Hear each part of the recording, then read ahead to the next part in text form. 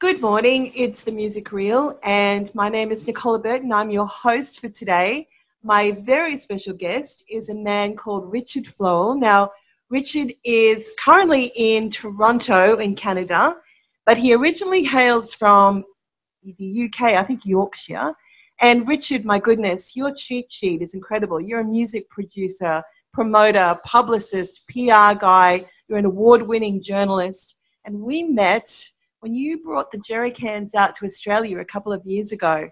So, Richard, I just wanted to check in and see how you're doing in the lockdown over there. Well, I've regarded this lockdown as something parallel to the various stages you go through if somebody says you're dying. At first, you deny it completely. No, it's not happening. Then, oh God, it is happening, and isn't it awful? And geez, I'm really angry and mad. Yeah. Then, well, you get sort of resigned to it. And then the final stage is you accept it. Now it's been 10 weeks, whatever. Yeah. And I don't even know what day it is today. Is it Thursday? Is it Wednesday? Well, in Australia, it's always something else anyway. But you lose track of time. Your routines are, you don't eat properly, you don't sleep properly, everything gets kind of screwed up. And I know. The worst thing is, how long is this going on? Well, apparently in Australia, we're supposed to be in phase 2 next week, apparently. So what's it like for you guys? Are you able to go to pubs and clubs yet? Oh, absolutely not. No, there's been, I go out and hear live music 3, 4, 5 times a week. I have not heard a band live since March the 11th. Oh. And there's no indication that this will change in the reasonably foreseeable future. So you've had far more cases, obviously, than we have. So tell me about that. How many cases have you guys had, especially in Toronto? I don't know about Toronto, but in Canada, about 6,000 people have died. Wow. The most interesting thing in Ontario, which is, you call them states, we call them provinces, is that the vast majority of the deaths have occurred in long-term care homes or seniors' homes. And the interesting thing is that our premier, who heads the the province of Ontario, has been, on the face of it, quite frank and supportive and encouraging, and has generally done a good job of keeping people up to date. Unfortunately, as a very right-wing conservative, he and his previous governments were primarily responsible for shutting down inspections on old folks' homes and so on. So in a sense, he and previous conservative governments, and I don't want to get into the politics, but have been largely responsible for many of the deaths that have happened. How long it's going to go on, I don't know. Oh, you're a little bit frozen. Oh, no, you're back.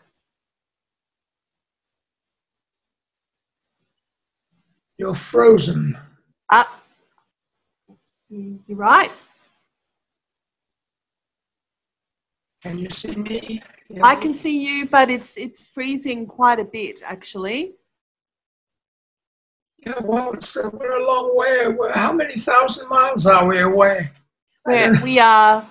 I have no idea, but it's 6 o'clock in the morning on Friday here, so I guess however far away that is.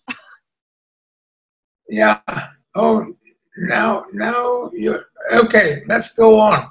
Yes, yes. Well, look, I guess I wanted to talk to you because you are such an aficionado on music over there, actually around the world. And, you know, I mean, like you said, you haven't seen a live show in 10 weeks. So that's an enormous change in your lifetime.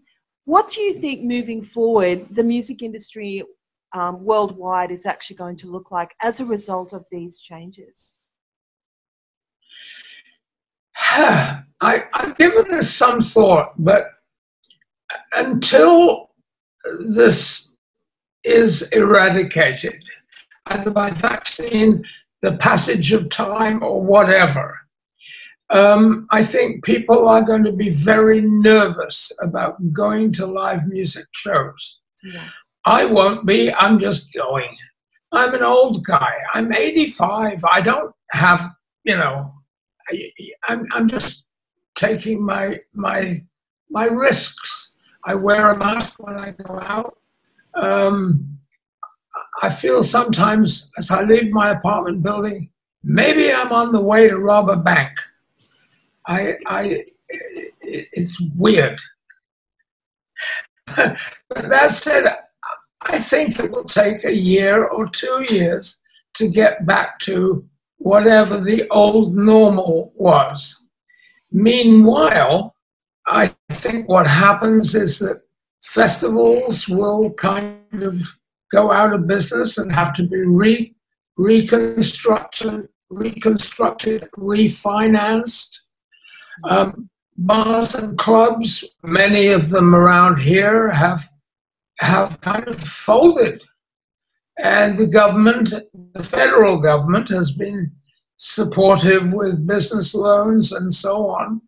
But if any business was on the edge, this event has tipped them over. Yes. And it'll be a new start. There will be new clubs. There will be new venues for live music. But obviously, financially, concerts can't work if every audience member has to be 6 feet away from the next guy. That's right. One show that we're talking about doing is the annual Maple Blues Awards. And we do this each year in a 1,200-seat theater. What will be the situation next January when we hope to do it? We don't know. And if that 1,200-seat hall is reduced to a 300-seat hall, then the financial picture doesn't work.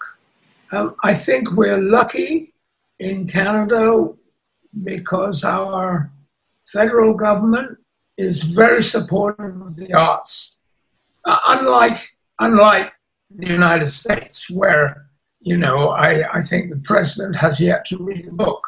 Never mind, don't even go there. Don't go there. I just see a long, first of all, when the pandemic falls away, it takes a couple of years to get back to where we were.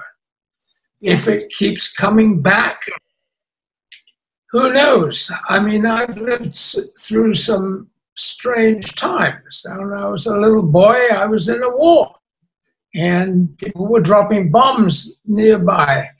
And for little kids, we didn't understand what that was about anyway. But, you know, we've gone through assassinations of prominent people. We've gone through 9/11 and how that changed travel around the world. And now we're going through this, and we're still in the middle of it. That's right. Strange time. It's a strange time. And I guess, Richard, you've been instrumental in the creation of careers for people, for musicians across the world for many decades. In this new, brave new world of the music landscape of which there's so much uncertainty, where they may not necessarily be able to crack the market with a live show or being part of a festival bill. What do you think will be the difference in terms of cracking the market in a PR sense by using live streaming? Do you think that there's much of a difference between a live music show and a live streaming event in the creation and the setting of the foundation of a new music artist's career?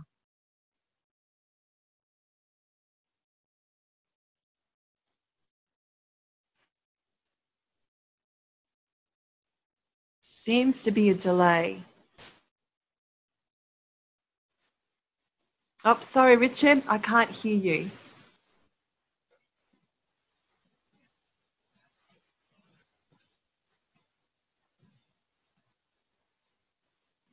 Nope, I've lost your audio again.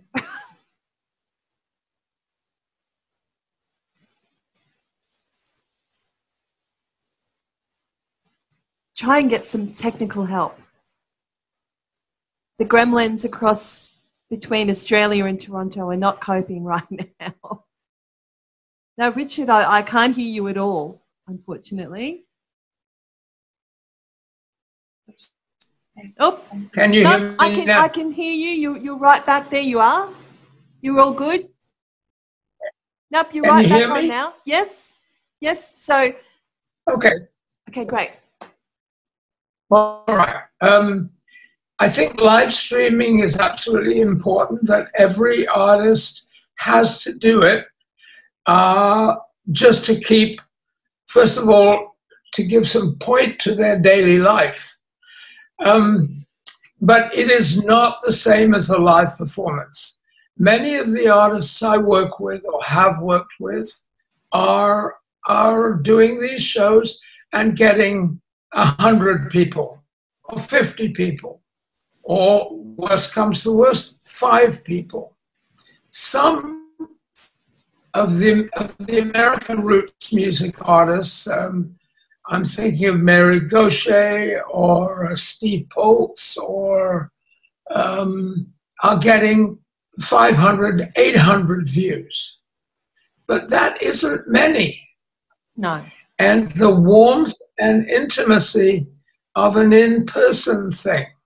You and I, were we in my living room or in yours, it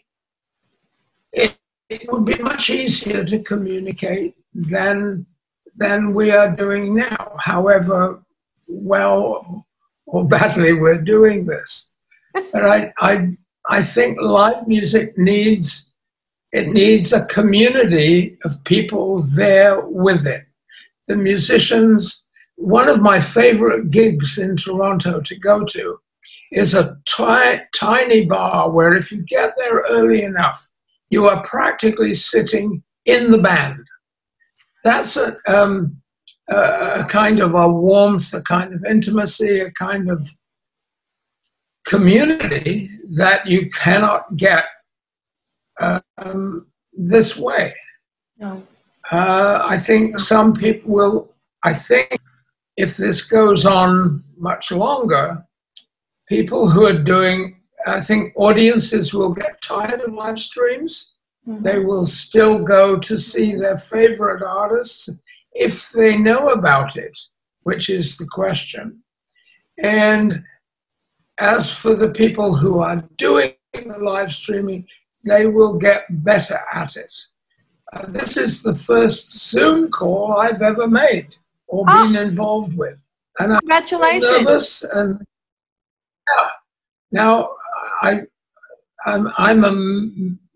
on the programming committee of the Toronto Blues Society, and our meetings are on Zoom, and we've got one next Tuesday, and I'm scared shitless that I'm not going to be able to do this.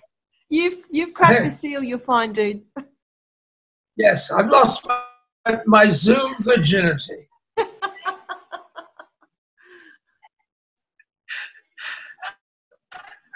Anyway, okay, where were we? So I think we're into weird, strange times. And music, it will be even harder for a new emerging artist to emerge. It reminds me, in a sense, of the old days in Canada before there was a shift in Canadian music industry in 1971 when federal law made radio stations play a percentage of Canadian-made music. Radio before that did not do that. They played whatever the hit parade was in New York or Los Angeles or... Right. So once that had changed, an industry got built here. But before that happened, a new artist emerged from word of mouth. Now we have the web, of course, and we have all these sites, and you can make the beginnings of an inroad on a career if you use social media well. Yes. If you have a really good website, but it's hard, and this is making it harder. That's right. But in the end, cream does come to the top, I think. It does. And we'll have great artists will emerge, and I don't know. And it's creating an opportunity for people to find different ways to tell their story, to use their voice, to cut through the noise, to make their point of difference. Because there are millions of social media sites out there for artists, millions of websites. How do you get someone to find you? How do you get someone to find your song on Spotify? Because when you're not performing live, you don't have that ability to reach that audience in the hotel or the club and leverage off the marketing of that venue.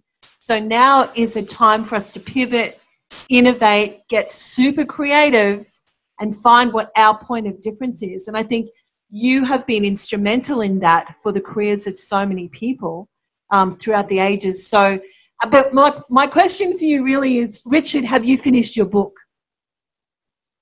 Oh, God, actually, I was working on it yesterday and a little bit today.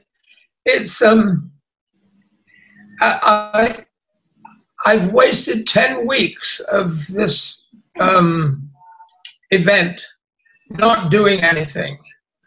And now I'm starting to do something.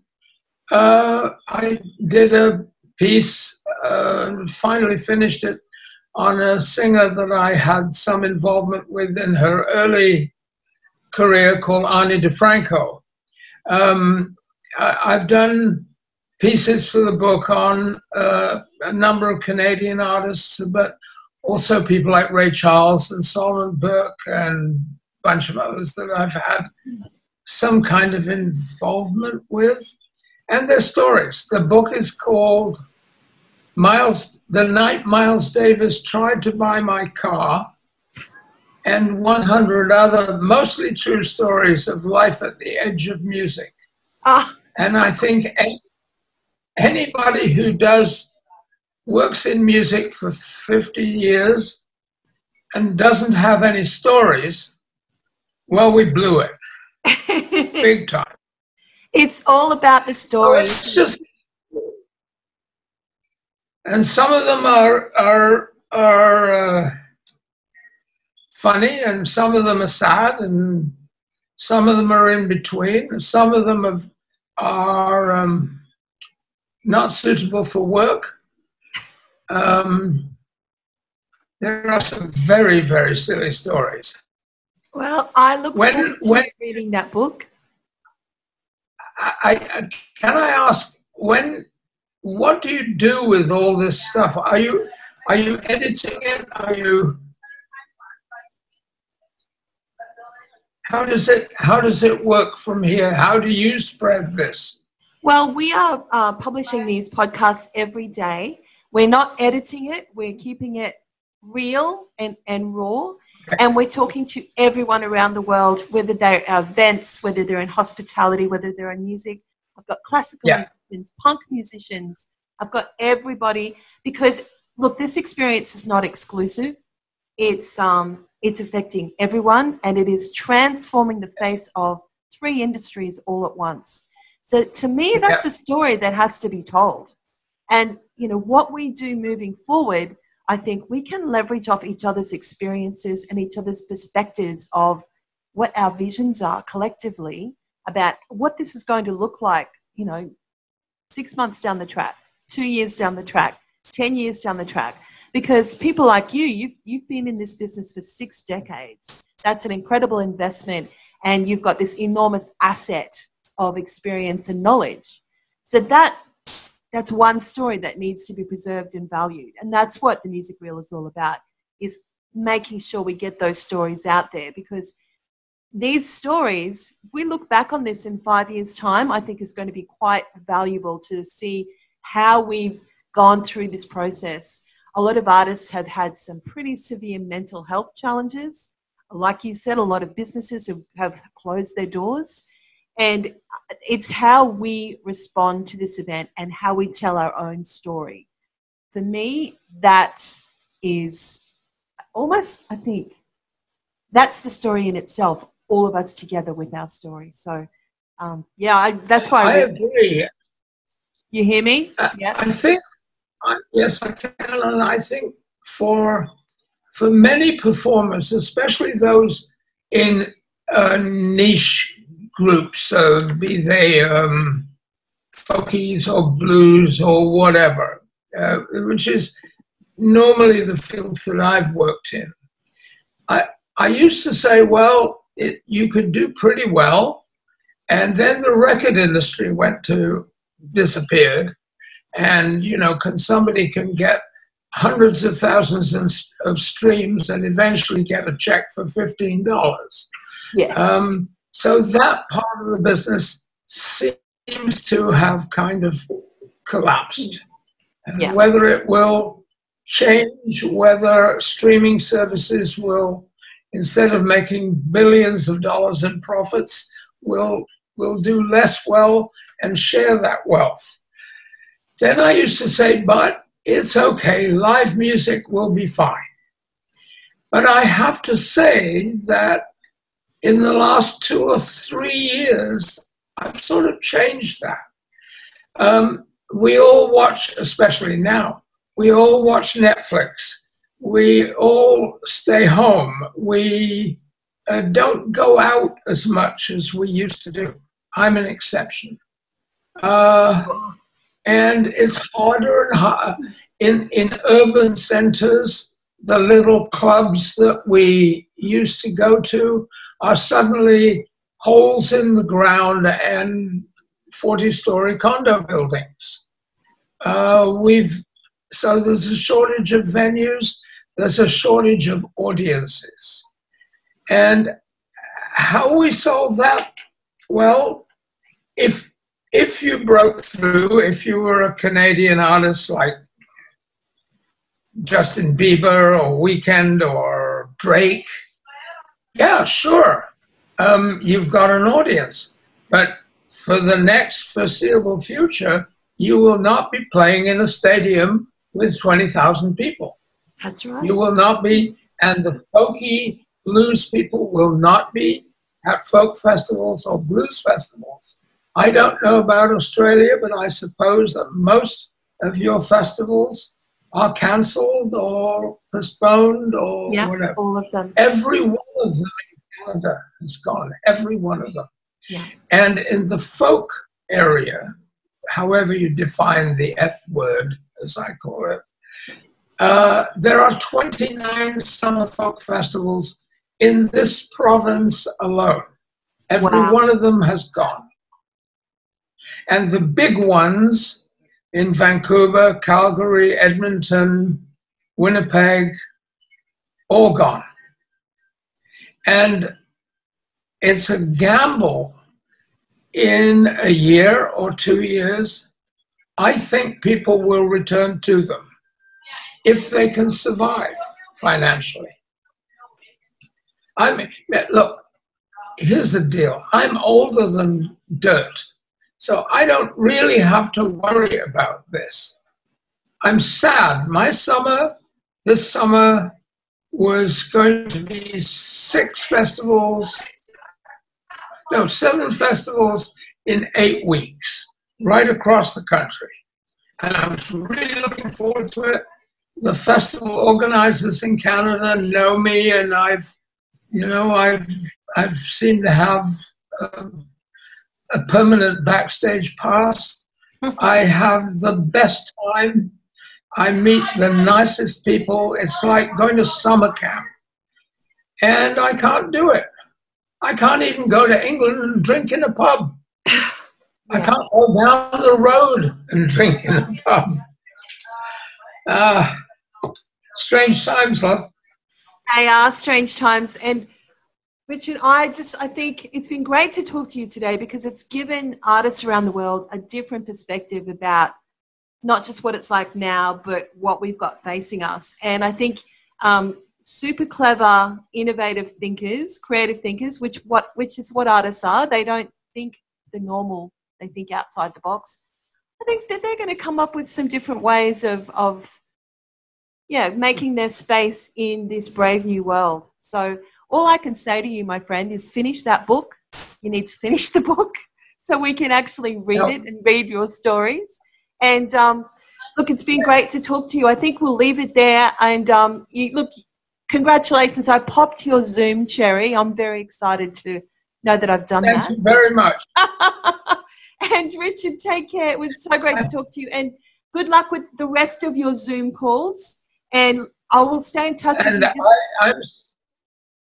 And I will send you a text with a not suitable for work or public broadcast joke that you will laugh at.